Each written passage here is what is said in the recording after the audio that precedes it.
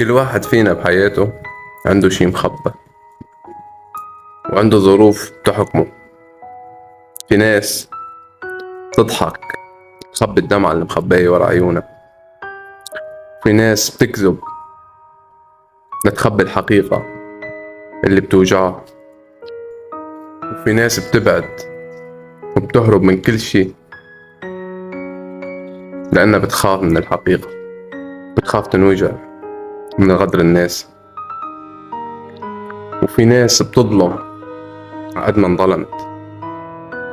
ما تحكم على حدا من أول نظرة غير لا تعرف شو هو وشو ظروفه. ما تحكم على حدا ما بتعرف ما حكايته. تحكم على حدا ما بتعرف حكاياته.